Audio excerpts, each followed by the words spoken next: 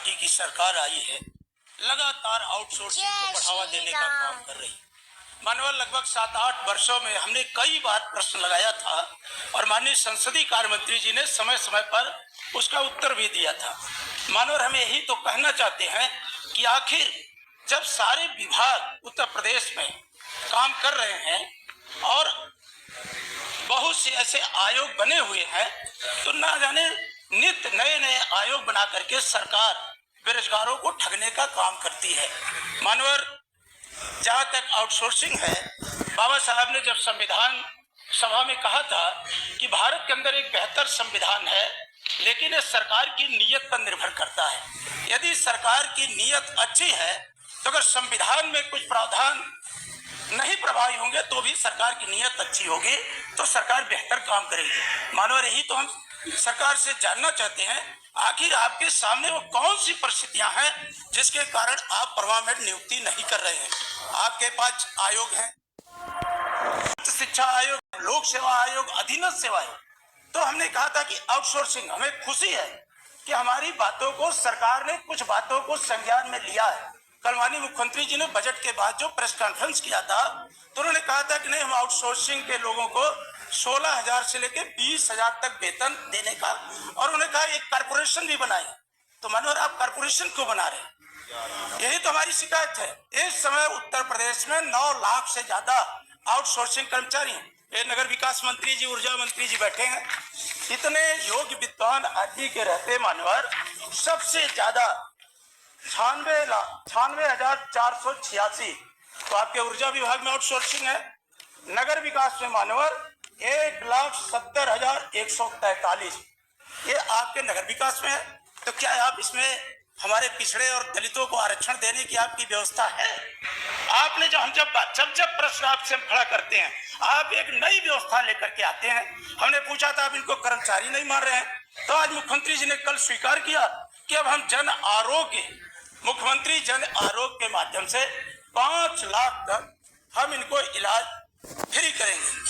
मानवर, जब आप कर रहे हैं तो आप इनको कर्मचारी का दर्जा देने में आपको क्या दिक्कत है? फिर आप एजेंसियों को कमीशन दे रहे हैं। फिर इन्होंने कहा नहीं, हम कारपोरेशन में इन एजेंसियां नामित होंगी, इनकी निंदा, अब सरकार उनको कमीशन देगी। आखिर सरकार की क्या मजबूरी है कि प्राइवेट एजेंसियों को, सेवा प्रदाता एजेंसियों को कमीशन दे रही है?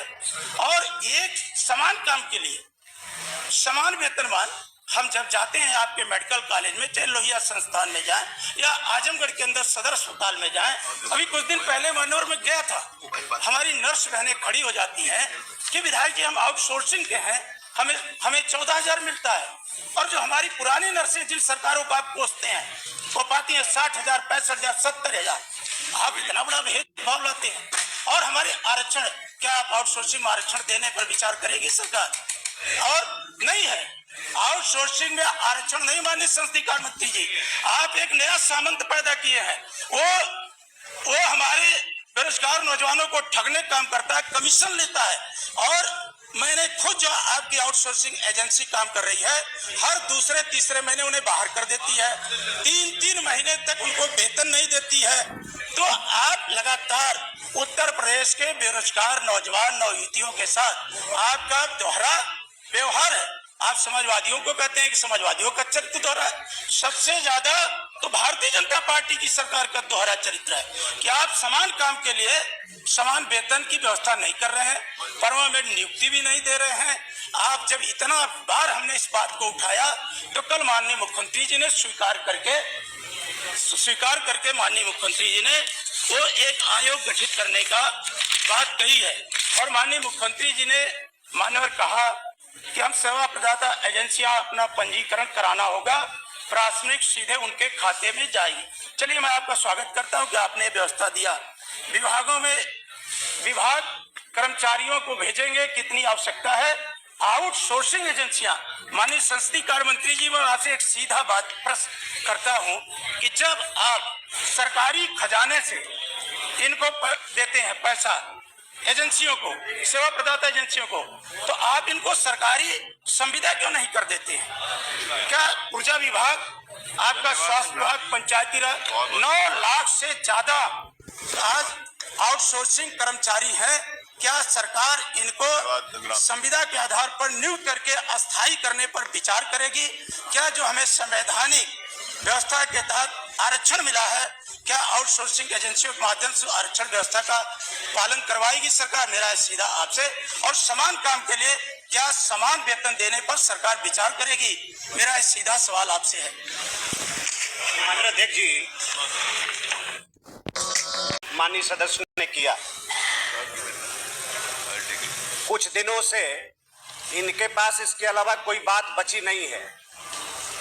अभी उपचुनाव के परिणाम आए हैं, जनता ने बता दिया है कि इनके पीडीए और इनको जो आरक्षण पर जनता को गुमराह करते हैं, आरक्षण की चोरी करने वाले महाराज, आरक्षण के जितने बड़े इस देश के अंदर इनकी सरकार में आरक्षण की चोरी हुई है।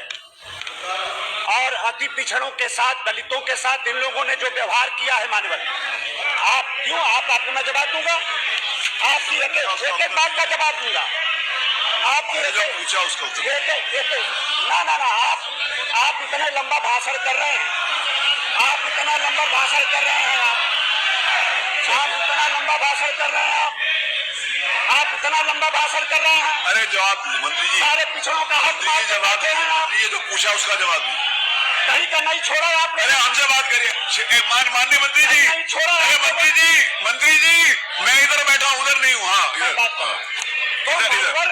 जो भी उधर नहीं, इधर ये कारपोरेशन, मैंने बोला ये कारपोरेशन की बात कर रहे हैं मानव। आप बिठा दीजिए मैं जवाब दूं। बैठा, अरे उत्तर आ रहा ना, बताइए। अरे आप मजबूरी क्या है कि ये प्राइवेट, अरे बताने तो दो, आप बताने। अरे मंत्री जी खड़े हैं, आपको परिवार देने का करेंगे। मेरे से बात करिए माननीय मंत्री जी, मानव जो भी बात है मुझे संबोधित करके बात करिए, और आप भी। और एक बात स्पष्ट कर दूं, आप बहुत अच्छे हो। एक बात स्पष्ट कर दूं कि आपके सुझाव और आपके दबाव की बदौलत सरकार काम नहीं करती है। अगर ये भ्रम हो, सुझाव अच्छा होगा करने चाहिए। आप भ्रम को निकाल दो, आपके दबाव से काम करेगी सरकार। फिर आप वही बात कर रहे हैं, सरकार पूरी तरीके फिर आप वही बात कर रहे हैं, ये गलत बात है मंत्री जी। ऐसे आप, मैंने आपको 2 बार निवेदन किया कि आप मुझसे बात करिए, फिर आप उधर बात कर रहे हैं। सुझाव आप उनका सुझाव ले सकते हैं, आप ये नहीं कह सकते आपके सुझाव पर बात नहीं। सुझाव देने के लिए वो बैठे। माननीय अध्यक्ष, जिस वो सुझाव दे सकते हैं, आप करना ना करना आपका काम है, आप बोलो आपके। माननीय अध्यक्ष जी, तो अच्छा सुझाव होगा तो करेंगे। माननीय अध्यक्ष जी, जो व्यवस्था है माननीय सदस्य तो बहुत पुराने हैं और उनको ये मालूम होना चाहिए कि आउटसोर्सिंग पर आरक्षण है। बात ये पंकज मैंने आप पीछे से कुछ कर रहे हो, माननीय अध्यक्ष जी, बात बीच में काट रहे हैं, जानकारी है नहीं, जानकारी नहीं है, बात बीच में काट रहे हैं। पूरी बात कम से कम कर लेने दे, उसके बाद काटिए। यस, अरे सुनो ना, देखिए नहीं, सवाल ये है कि बीच में जब मालूम जानकारी हो तो हम खुद बैठ जाएंगे, अगर जानकारी बेहतर हो खुद बैठ जाएंगे। देखिए, अरे सुनो ना अध्यक्ष जी, फहीम इरफान नहीं, माननीय अध्यक्ष जी, मैन पावर पर आरक्षण है, वर्क पे नहीं है। अगर कोई पर्टिकुलर किसी विभाग में 50 लोगों का कोई ये मांगता है कि हमें 50 लोग चाहिए, तो उसमें बाकायदा 21% SC, 2% ST और 27% OBC आरक्षण है। आपको जानकारी आउटसोर्सिंग पे है, आपको जानकारी नहीं, हम क्या करें?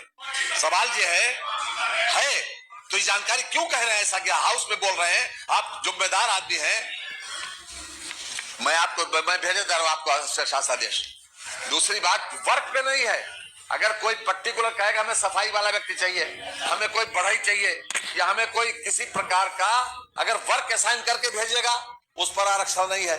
लेकिन अगर मैन पावर मांगेगा, मैन पावर पर आरक्षण है, इस समय लागू है, वो रिपील नहीं हुआ है। मैं आपके पास भेजे जा रहा हूँ, आप देख ले माने। और इनको ये जिम्मेदार सदस्य हैं, ये जिम्मेदार सदस्य है मानवर, इनको इस प्रकार की भाषा नहीं बोलनी चाहिए। नहीं बोलनी चाहिए। जब मैं कह रहा हूं कि आरक्षण है तो मान लेना चाहिए। वो रिपील नहीं हुआ, मैं भेजे दे रहा हूं आपके पास। धन्यवाद माननीय मंत्री जी। प्रश्नकाल समाप्त। प्रश्नकाल समाप्त। मैं भेजे दे रहा हूँ आपको, आप देख ले। अब प्रश्नकाल के बाद मैं आपको भेज दे रहा हूँ। नहीं, आप इधर भेजिए, हम भिजवा देंगे। आरक्षण है। अरे मेरी बात सुनो, एक मिनट। संग्राम सिंह जी, एक मिनट। 2 मिनट तो पहले से कह रहे थे है ही नहीं, अब कह रहे हो लागू है, वो लागू नहीं हो रहा। कोर्ट में